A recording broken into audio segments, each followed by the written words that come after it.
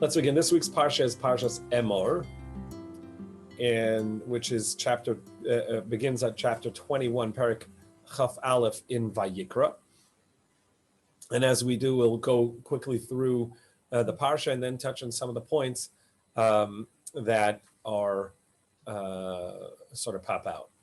So the beginning, the first section talks about the specific laws, the Kedusha, as it were, that pertains to a Kohei. And then the second one is to the Kohen Gadol, the rules that apply to the Kohen Gadol.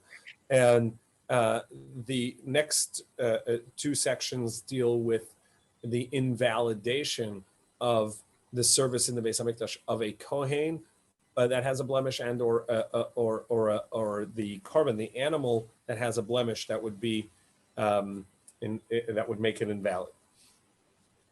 Also, if a Kohen is tamei, has become has a ritual impurity, that they would not be able to partake in the service, the avodah in the Beis HaMikdash, or any korban, and an invalidation there, and really of any kachim, anything holy, not to partake in when one is tamei.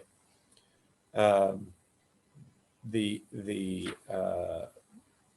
next section deals with the birth of which is, we're up to 26, verse 26 now in chapter 22, that any animal can only be brought as an offering only after it's been with its mother for 7 days, a full week, and only thereafter can it be brought as a korban.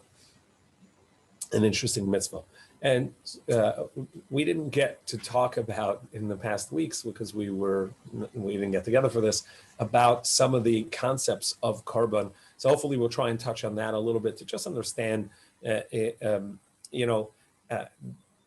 for us, there's a whole section, a whole part of Torah that we don't get to experience, that we don't have a connection to on a experiential side, an experiential way. So we can talk about it to hopefully learn some of the messages and the lessons, even though we obviously are not doing it in the experiential way that the Torah, these mitzvahs apply.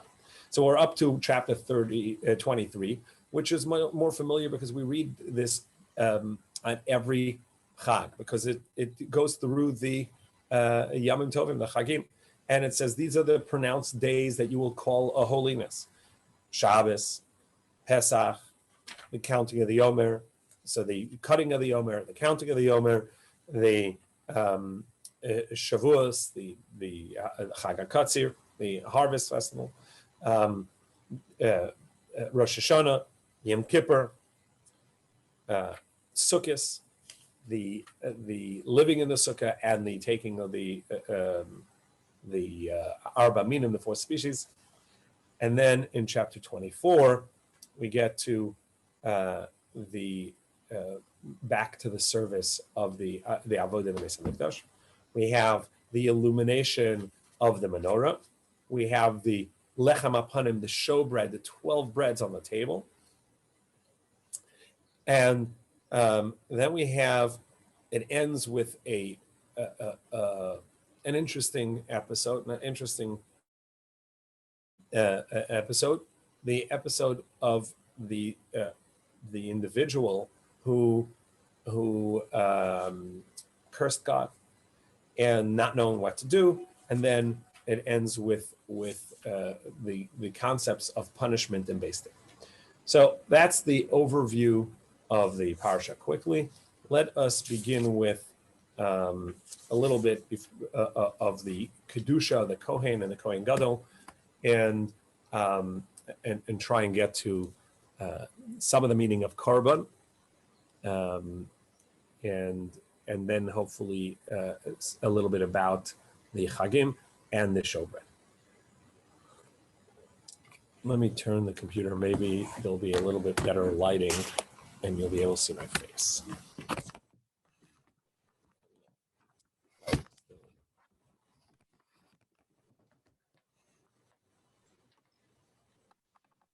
Oh well.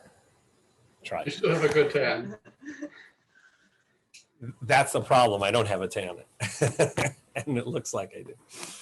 Okay. Okay. So the first beginning of chapter 21, verses 1 through 9, talk about the Kedusha of a Kohei. And if we look at verse 8, we have, let's actually 6. In verse 6, the Pasuk Vav, it says, Kedoshim yiyu le'elokehem. They shall be holy to Hashem their God, and they will not defile the name of Hashem their God, because it is the fire offerings of Hashem, bread for Hashem, that they bring close, and therefore they shall be holy.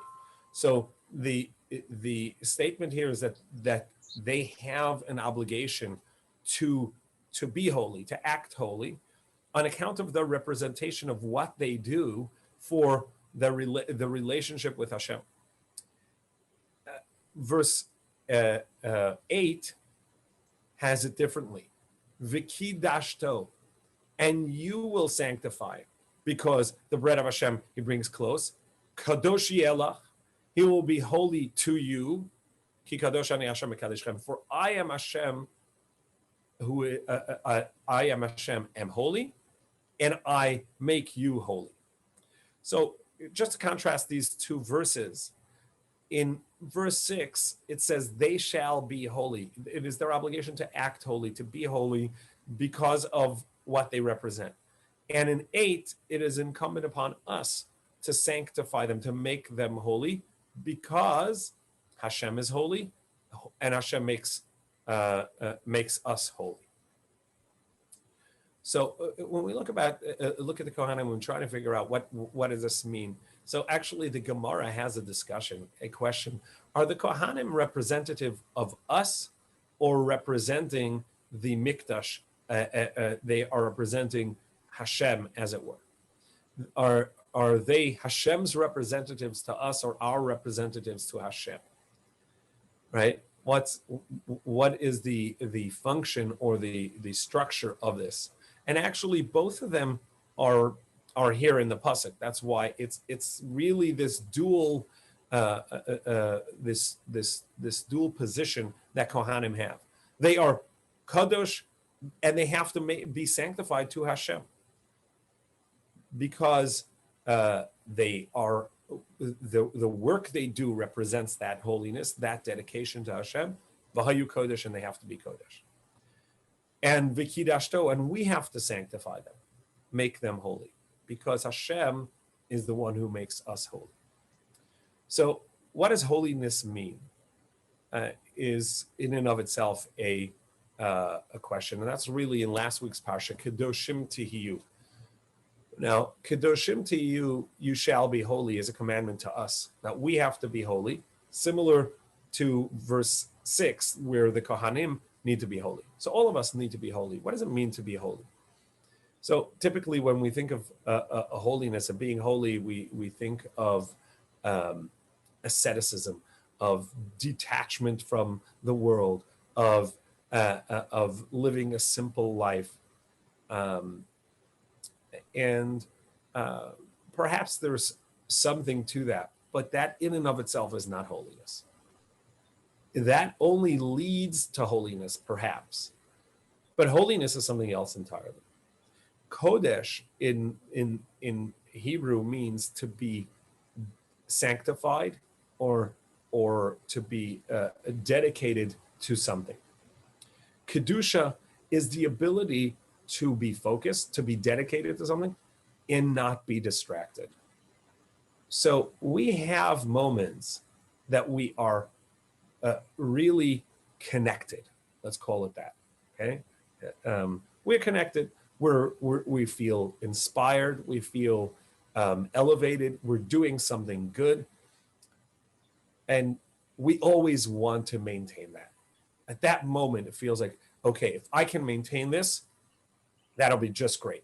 That's a momentary kedusha. But kedusha, by definition, means a constant. But it means the ability to remain dedicated and not get distracted. So if we think of, well, asceticism or detachment from the world, that is only a tool towards Kedusha, a way to not be distracted. But ultimately, not that's a if you would, an unhealthy way of being Kodesh.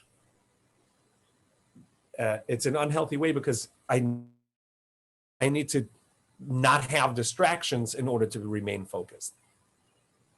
But if something is really connected to to someone or something, no matter what the distractions are, one would remain that way, connected and not distracted. Say, for instance, I'm holding my newborn child, right? So that is such connection and such elation and such a wonderful feeling that there may be noise and there could be neighbors barking and honking, but nothing's really distracting. I don't need a lack of noise in order to be not be distracted from the moment. The very moment that the depth and the meaning of that connection is too powerful in and of itself, so powerful in and of itself that I don't need that. I can feel connected in and of itself. So the mitzvah of Kedusha is the concept of maintaining a focus and maintaining a direction where nothing can derail me from that direction. That's a mitzvah that we all have in last week's Parsha, Kedoshim Tihiyu. You shall all be holy, Ki Kadosh Ani, because you're just as Hashem is singly focused, if you would. There's no distraction before Hashem, right? So too, we have this ability to what it is that we are focused on and meant to do, and our goal is we can and shall remain and attain and retain that Kedusha.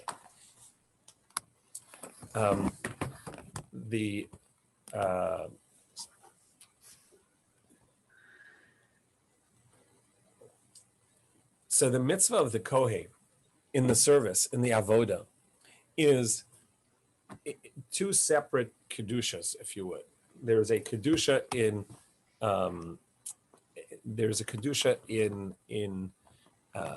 their connection to Hashem, where their service representing us is one that requires a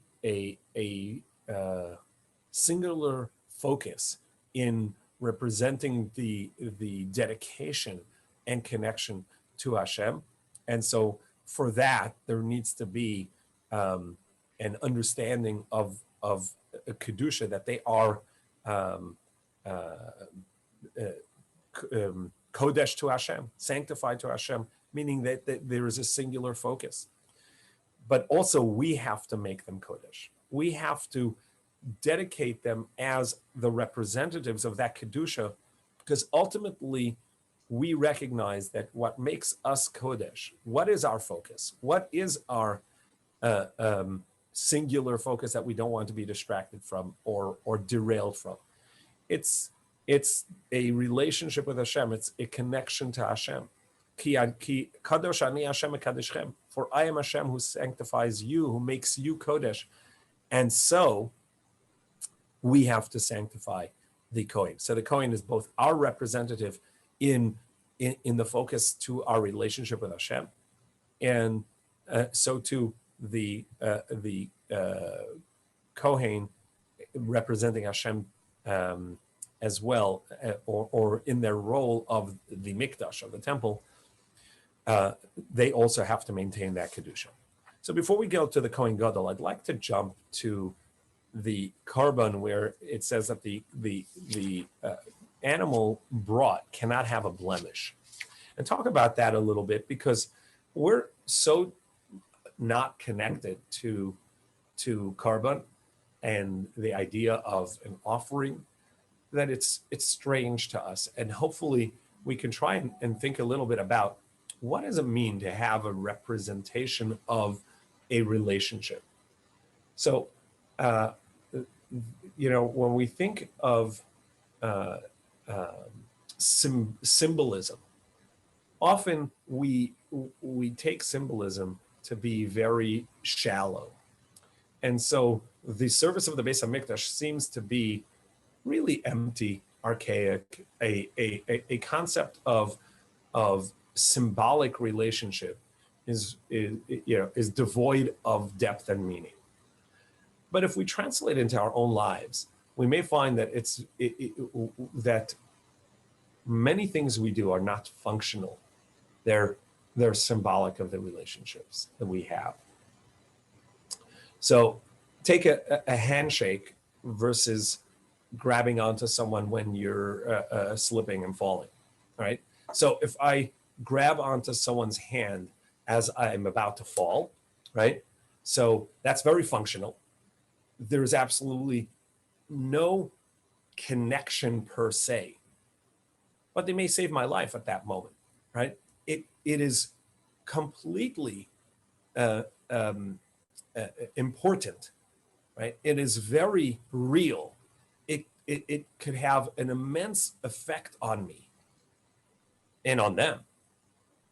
But it doesn't symbolize a connection or relationship, and it isn't a relationship. It's a momentary connection, which could be very helpful, right? So if I was falling and it was a place of danger and I could injure myself or even worse, right? That grabbing onto that hand is completely functional, does not tell us anything about the relationship, and yet is very important.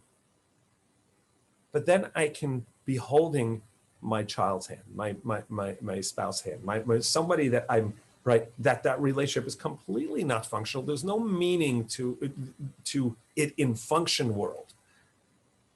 Right? I can stand on my own and they can stand on their own, and it's perfectly fine. What is that doing? That symbol is the intention behind it, and it has nothing to do with the act itself. In fact, if I hold that hand, but I'm distracted and thinking about something else, it's even worse. Because it's symbolic of a relationship. It isn't functional. It doesn't have a meaning in any way other than in showing that relationship. And if in the midst of that relationship I'm distracted and thinking of something else, that actually makes it even worse. So the concept of holding hands, a hug, whatever act you can think of which isn't functional in and of itself, it's just there representing that relationship. If it's devoid of meaning, it's actually counterproductive. That's the concept of Kedusha, and that's the concept of Korban. I remember a very striking cartoon strip that I saw in the newspaper funnies way back when people used to get newspapers. So it was Hagar, the Viking, or was that Hagar. The Viking cartoon, right? So he was always doing it wrong, right? So he went on a trip and he came back with a box of chocolates. Yeah, and his wife was surprised and amazed, like, wow, you remembered me on the trip. And the next, in the next scene, the next little box had her opening the box of chocolate, and all the chocolates had been eaten. He had them all.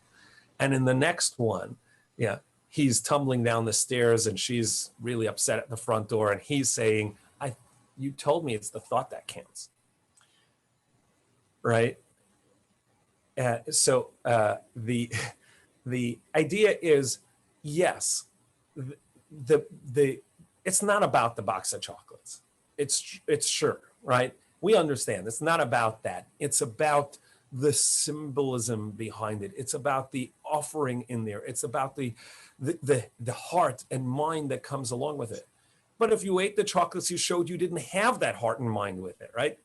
So you shouldn't have to give an explanation to a comic strip, but it's important to this idea here that that's what a korban is.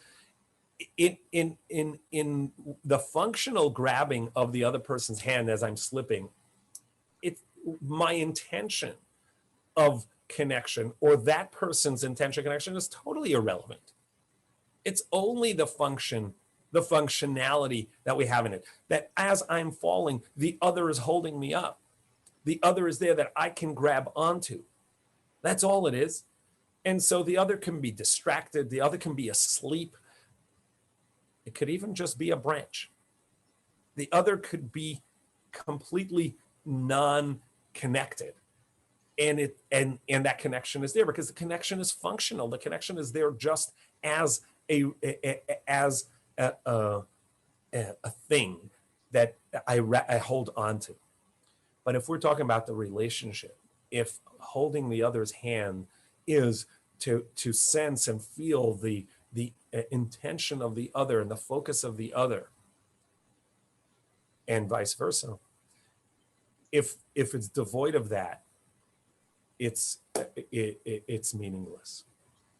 And that's why when it comes to korban, the Torah specifically and multiple times says that any wrong intention invalidates the whole thing. And it's so severe with those invalidations.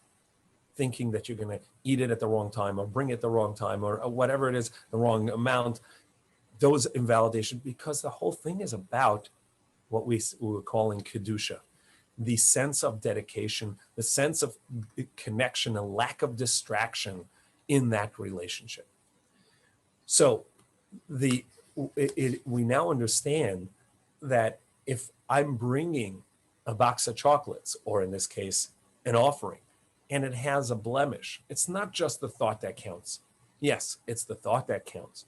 But the thought has to be one of relationship building, of showing a dedication, connection, and understanding. A wish that my very self can be devoid of the selfishness so that I can be there for the purpose, for the goal. That's what the kedusha, the holiness of relationship with Hashem is. And so the Kohei must represent us in that kedusha and must be representative of kedusha itself for themselves. And therefore also the Kohen cannot have a blemish and the offering cannot have a blemish, not because a blemish is a problem. Somebody's missing a limb. That's not a problem in the person themselves. They can be they can be the dayan. They can be the Talmid Chacham. They can be the scholar. They can do all things other than the representative thing. The box of chocolates. The box of chocolates actually has to have the chocolates in there, right? So when we're talking about function. Yes, the symbolism doesn't matter because we're talking about function. So all other parts of living that we live with each other and care for each other and actually live, then it doesn't have to have these symbolisms. But when we're dealing with the Beis Hamikdash, that's where we, as it were, hold Hashem's hand. Hashem holds our hand. That's where we give Hashem a hug. Hashem gives us a hug. That has to be with intention, and it has to be without distraction, and it has to be with shleimut, with completeness, with a wholesomeness.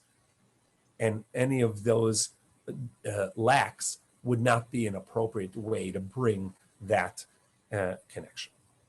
So that's the first part, the Kohen, and a little bit about the korban and the lack of blemish. Okay, now a little bit about the Kohen Gadol. So what makes the Kohen Gadol, what is the specialness of the Kohen Gadol? So Only Flashik chocolates. Oh my goodness. Okay, so you guys are distracting me. No, just joking, Aki. Go ahead. You can use your jokes and puns. Oh, look at that. So the Kohen Gadol. The Kohen Gadol is different than the regular Kohen. And this is something that's very special as well about the service. So the Kohen Gadol is unique from all the other Kohanim by the stature. But what does the stature say or do? The Kohen will have a couple of things that make them, the Kohen Gadol, make them special. One is that the Kohen Gadol is the only one that can do the service on Yom Kippur.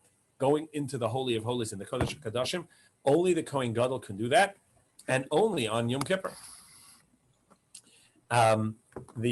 The second thing is that every single day, the Kohen would have to bring a meal offering of a certain amount of flour and oil, and that was the offering of the Kohen Gadol every single day. It's the same thing every day. What is so special about this? So if we think about our moments, if you would, we have moments of great inspiration, whatever it may be, a moment that may be life-changing, that it's helpful for us in our ability to do what we do. But most of the days, it's the daily grind. It's hard. It's often seems meaningless. Even if we believe in what we do and like what we do, it's the same as yesterday and the same as tomorrow, and seems really hard. If we would represent that, we would say it becomes stale. So if we think about the world, there are constants which never get stale because they're not alive. Take, for instance, a rock. A rock does not become stale, right? It is and remains what it is. In Hebrew, it's called a domain. It is solid, what it is, and therefore not alive. But everything that's alive will eventually wither, right? If it's alive, it needs a constant source of life to regenerate that. Otherwise, it'll stale and wither away. So that is a sign of life in and of itself. It is a someach if it grows, right? So that's a form of life, and then it can lose that. The ability to do every single day anew and perhaps a little better than yesterday, that is the service of the Beis HaMikdash that the Kohen Gadol represents. And that is something that we have to be able to have within our life, that we have to learn from the Kohen Gadol. And that's the laws specifically pertaining to the Kohen Gadol: never coming into contact with the dead, only marrying someone who has never been married before. These represent the constant renewal, the constant freshness, if you would, that the Kohen Gadol has to represent. So that every day when we do something, we do it anew as if it's new. And that's a very hard thing, to keep something fresh, to make it anew every day, even though it's the same thing I did yesterday and the same thing I did the day before and the same thing I'm going to do tomorrow. And we're in the midst of the counting of the Omer, which is a part of this week's Parsha, and we'll get to that a little bit as well. It starts off with an excitement, the harvest of the new barley, the new season, and it's the second day of Pesach, and it's wonderful. And then it ends right? And then we'd go with 49 days of counting. What do? We count Hayom Yom. Today is day, right? Today is a day. Today is a day. Today is a day. That's a very hard thing because it's what makes today any more special than yesterday or tomorrow? You know what it is? It's a day that I count and that you count. It's a day for living. If we can attach that to life, that's renewal. That becomes a meaningful day. So when we count the Omer, we say, Hayom Yom. Today is a day. Today is a day that counts. Today is a day that's meaningful. Today is a day that is worth it. Even though I'm doing the same as I did yesterday and the same as I'm going to do tomorrow. So that's the service of the Kohen Gadol every morning and every afternoon, the same exact meal offering. And it's an inaugural offering every day. Every day is like the first day on the job, like the first day in my service of Hashem, like the first day of my relationship. That's exciting and difficult. We have at the end of the Parsha something very similar. At the end of the Parsha, we have the showbread, the lechem hapanim. So if we could, we can jump to chapter 24, Perek Chav Daled, verses 5 through 9. And there it says, you will take 12 breads, these showbreads, and you'll place the 12, 6 on one pile on the table and 6 on the other on the table, and they will have the lavona. And how long will they be there? The lavona is a frankincense. B'yom HaShabbos, b'yom HaShabbos, Yarichenu. From Shabbos to Shabbos, you will place it there. So it sat on the table for 7 days. Tamid, always, as an everlasting covenant. And this always tells us that it's bread that's always there. Great. Okay, great. So there's breads, 12 breads on the table, and they're constantly on the table. How is that meaningful? What's to what purpose? So the Mishnah tells us that these breads were miraculous. For 7 days, they stayed hot and fresh, as if they just came out of the oven. Now that's nice, it's beautiful, but what do we need that for? Just make a fresh bread every day. What is it that makes the bread not fresh? It's that it's stale, right? It was there the day before, and it was there the day before that, and it was there the day before that. That's the natural way of the world, that as something continues, it becomes less exciting. It becomes stale. It's not fresh. So specifically, the Torah says, put a bread on the table, 12 breads representing each one of you, right? Put the 12 breads on the table, and they will remain fresh, because that's the message. That's the purpose. That's the symbol of the Mishkan, of the service. It's not that every day is newly exciting, but in spite of it being the same mundane as yesterday, it is fresh, it remains fresh. It defies the nature of the world that as it goes on, it withers. In fact, perhaps as it goes on, it gets better. That's the counting of the Yomer, right? Every day we count a day, but we count one more than yesterday. We're adding to what we've had. Yes, it's the same as yesterday, but if we can accumulate with yesterday, then it's more.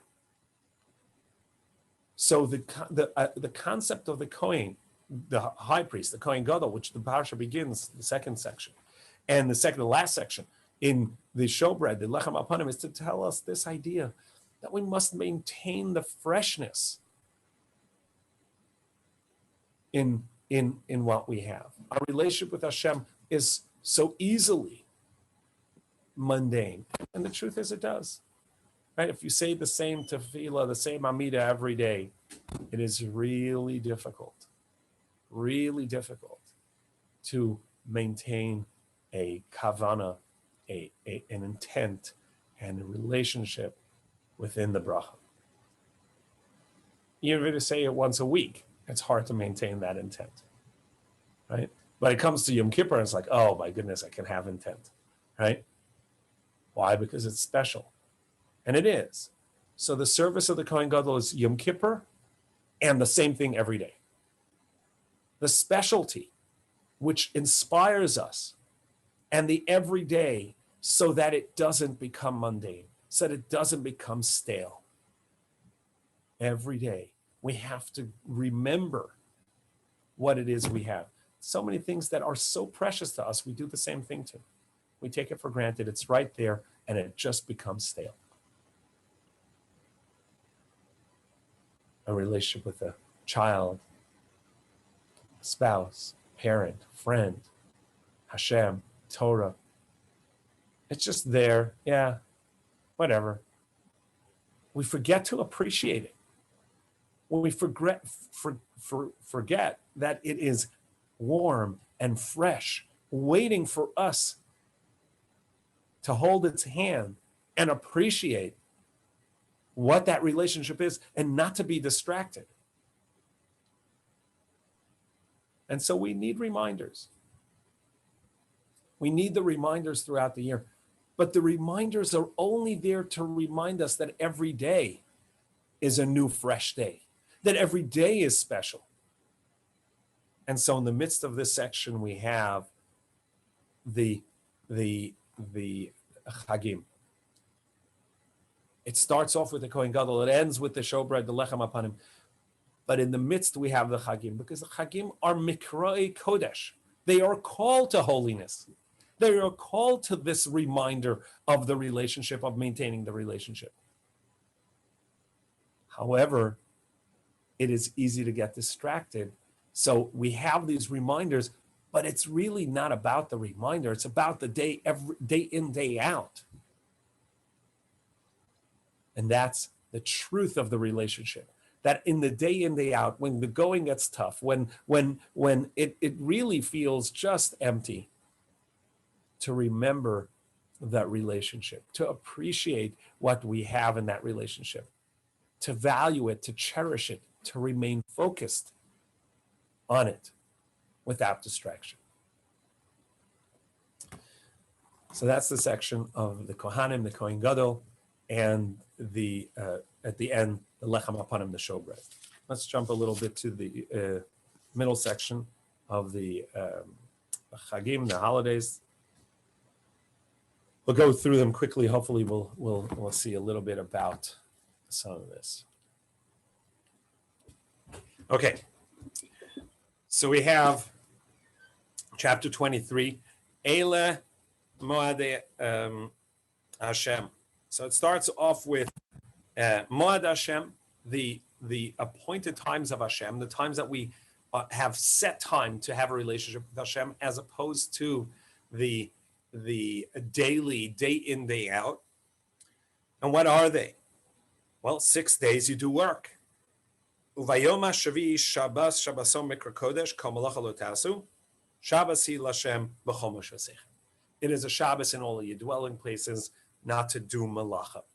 So the first is every week you do work 6 days. We need a weekly reminder of what it's about. The relationship with Hashem, that Hashem is the creator and we're not going to do creative work, and we can sit back and relax, and we can, in all of our places, wherever we are, we have the ability to connect to Hashem, to make a calling of Kodesh, of dedication and a relationship in the places we are. So within the weekly grind, within the weekly day to day in, day out, we have a call of Kodesh.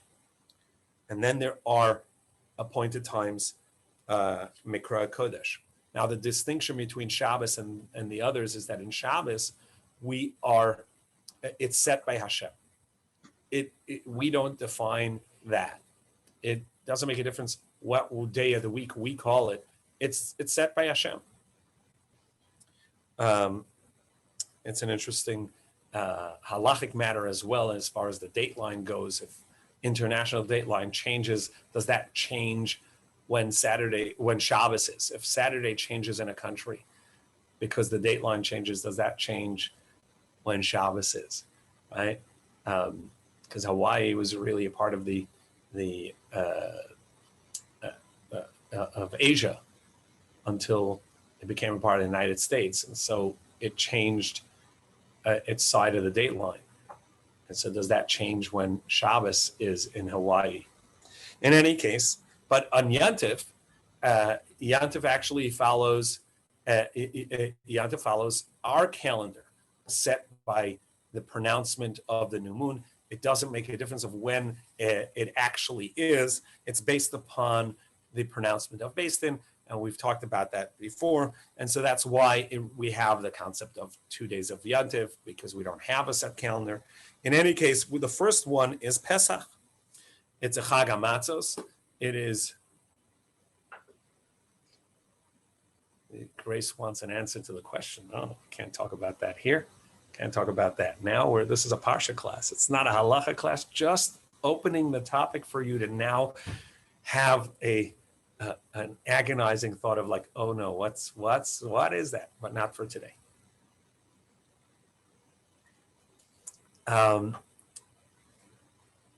Grace, the topic is way too big for today. Really, it's a huge topic. But now let's try to get through 15 minutes on the Chagim, on the holidays. So the first one is Pesach. It is called Chag HaMatzot. We call it Pesach to remember the Pesach, but really Pesach is the day before the Matzah holiday. It's the day of the offering of the Pesach. That's what we call Erev Pesach. Really is Pesach. The rest of the holiday, the 7 days, is Chag HaMatzos, because the mitzvah of those 7 days is the eating of the matzah. The first night obligatory, and the rest of the Chag only if you choose to do it. The verse 9 talks about the Omer, the mitzvah of the Omer. The mitzvah of the Omer has some parts that are not so commonly known. The first is that on the morning of the second day of Pesach, they would go out to the barley fields and take a sickles full of the new harvest and bring it up to Yerushalayim. They would grind it down into flour and bring a meal offering. And only grains that grew, that had taken root beforehand or grew in the year beforehand, are allowed to be eaten from there on. Any new grain that is planted and grows after that day are forbidden until the next Pesach. This is the prohibition of Khadas, of new grain. And that's in verse 14. V'lechem v'kali v'karmel, bread, toasted oats, or fresh wheat berries, shall not be eaten until that very day. You cannot eat the new grain. So in America, we have two seasons for grains usually. There's winter wheat and spring wheat. The winter wheat is always, by the time it hits the market, by the time you were eating it, it's already past Pesach. It's harvested and comes out. So it's only after Pesach, we're fine. But this spring wheat actually grows in the spring after Pesach. Some years it will have taken root already before Pesach, and also depends where. In the warmer climates like Arizona and in California, they plant it already before Pesach. In the cooler climates like Oregon and New York, and they actually plant it usually after Pesach, and depending how late Pesach is. This year Pesach was pretty early, and so it likely was not planted yet. And so if somebody gets a spring wheat, it likely is a part of this concept of Chadash, of the new grain of the year. It's a question of whether it applies outside of Eretz Yisrael or only in Eretz Yisrael. And since we don't know in any case whether it's spring wheat or a winter wheat, so generally people are lenient and just use any flour in the United States. However, you may hear the term where someone says they are strict about yashan being old grain. That's this idea that you can only have grains that have been grown or at least started to grow prior to Pesach. Then we have the mitzvah, which we talked about, which is counting, usfartim, and you will count from the day after Pesach. You will count 49 days, 50 days. The 50th day is Shavuot, 7 times, 7 weeks, and then you go from the offering of the barley to the offering of the wheat, which is the 2 breads that come on Shavuos. Okay, which is verse 17. You will bring lechem tenufa, 2 breads, shtayim, 2 breads, and this is the only offerings really of the holidays, or really there's only one other offering in the Beis HaMikdash that are chametz. Everything in the Beis HaMikdash had to be matzah, had to be non-chametz, non-leavened. However, on Shavuos, this bread is leavened because we have attained an elevation where we now are able to be totally free. We come to the time of the receiving of the Torah, which is the Chag HaKatzir. Before we get to that, the Torah here throws in something that seemingly has nothing to do with the holidays. And that is verse 22. And when you harvest your field, do not harvest the entire field. Leave a corner of the field for the poor and for the foreigner that lives in your land. And also, when you gather up your field, if you drop something, leave it there for them. Let the poor and the foreigner collect that. Why? Ani Hashem Elokeichem, I Hashem your God. The word used here is ta'azov, leave it for them. The Midrash teaches a very fundamental perspective that we ought to have when we look at the world. We look at the world and we see our land, my property, my gains. And so this is my field. If you'd like, I'll give you some. We have that mitzvah. Once you, the tithing, 10% of what you take in, you're going to give 10%. Sure. But prior to that, there's a step, which is don't harvest it all. Leave some. Leaving means you never took it. It wasn't yours and you gifted it, but rather you're leaving it. It isn't even yours. As we come out of Mitzrayim, as we come out of Pesach, and we count 49 days and we get to the receiving of the Torah Shavuos, we have to get to a place of where we recognize that we're leaving for the poor. Leaving means it isn't ours to begin with. I only take some. It really is from Hashem. That perspective is so crucial to understand that what we have is blessing from Hashem. And so we're not gifting the poor. We're just not taking everything. We're leaving some for the poor. We're not gifting to the foreigner. We're just not taking it all. But we're taking because Hashem has gifted us. We're taking because Hashem has granted us. We have the blessing to be able to take. But the perspective that we must have is that even in that which is ours, what we have attained, what we have purchased, what we have worked for, is a gift from Hashem. If we recognize that we came from slavery, if we recognize that we got the land as a gift, if we recognize that all we have is the relationship with Hashem, the Kedusha, then we can recognize that in this world, what we attain is a gift from Hashem. And so we can leave some of the gift on the table. We can leave some of it for those less fortunate so that they can take. Whereas the tithe, the maser, is a gift coming from us. The leket, the shikha, the peah, what we leave in the field does not come from us. It's not our gift to the poor. It actually is hefker, ownerless. It never was ours to begin with. We leave it for the poor. It's a very fundamental and a very deep way of perspective on the bracha that we have from Hashem, the blessing we have from Hashem, to see that we get it from Hashem, and that we leave some for those less fortunate. And so this, even though this is not a parsha, and Alex pointed out, we have some of these mitzvahs already in the previous parshas, but here in the midst of the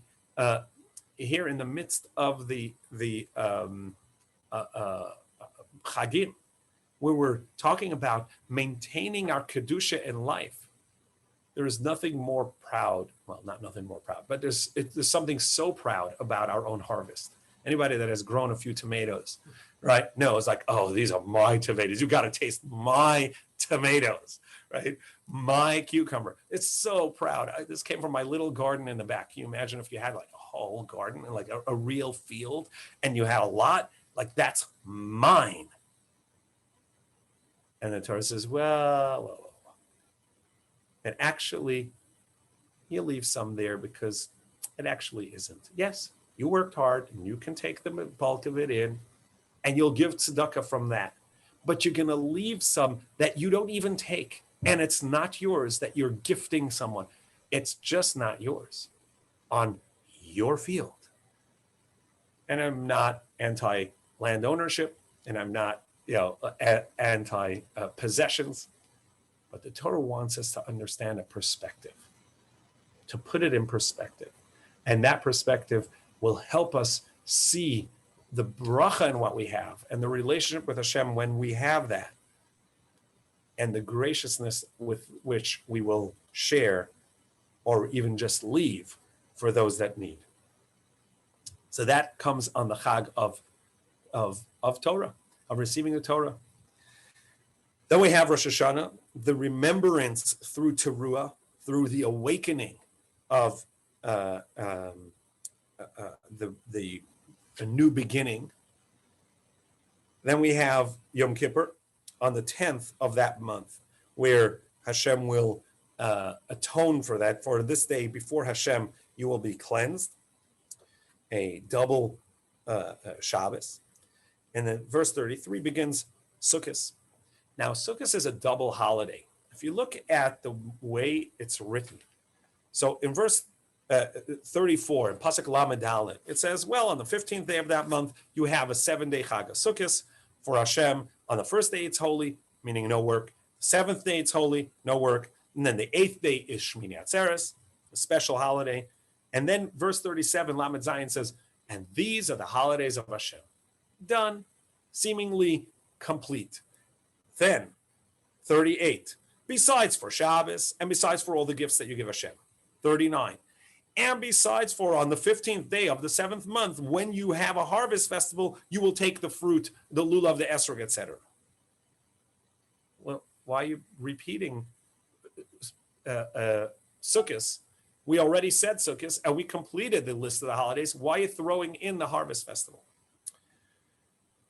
So the understanding here is this.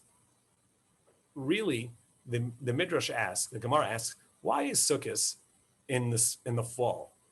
Didn't we leave Mitzrayim in the spring? And when we left Mitzrayim, went into the desert, Hashem made tents for us, right? Whether it's physical tents, cloud tents, whatever it is, but we had these tents already in the spring as we entered the desert. So why do we make the Chag HaSukkos, the Sukkot festival, in the fall? And the Gemara says because everybody goes into tents in the spring. That's what people are, moving out of their winter home into their summer cooler homes. Great. But when everybody's moving back into their winter homes in fall, we go out and build a tent, a sukkah. That shows what we're doing, and it helps us remember. So why then? Why not midwinter? So that's the second. There's another festival that has nothing to do with the sukkah. That's the harvest festival, Chag HaAsif. Again, a reminder, you bringing in all the blessing you have, and you want to say, look at my fruit that I harvested. Look at the grapes that I harvested. Look at the tomatoes, whatever it may be. And you feel proud, and you're about to say, look what I did. Look what I made. And then you remind yourself by putting by taking the fruit, whether it's a palm branch, which is a fruit, a branch of a tree that just produces fruit, the tree doesn't smell good, or the esrog, or the Khadas, which both have a good scent as well, and the arava, which doesn't have a good scent, it doesn't have any fruit, but it's so important because it absorbs so much of the water. It's an evergreen.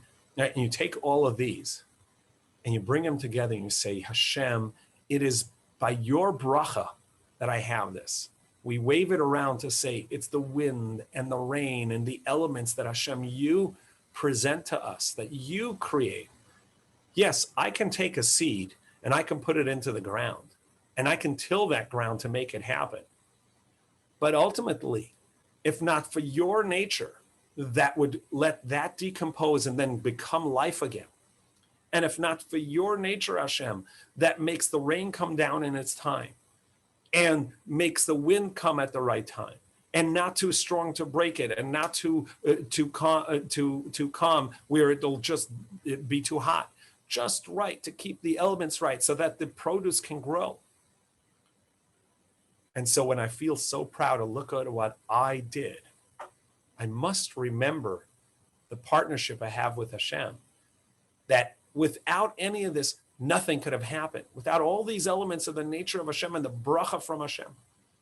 And that again will allow me to see that what protects me really is not a roof, but my schach. So we put the Sukkah holiday, which is the recognition of Hashem's sustenance and protection of us, at the same time as a harvest where we want to feel like I provide for myself. And say, no, it is the bracha from Hashem. When I work and try, the bracha from Hashem that is successful, that allows me to have this bracha.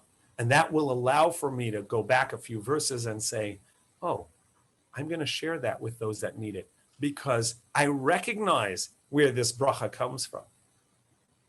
And that will allow me on the day in, day out, on the mundane, to remain focused and say, there's Kedusha, there's a relationship with the higher being that wills the goodness that is in our world and wills the goodness in me as a person.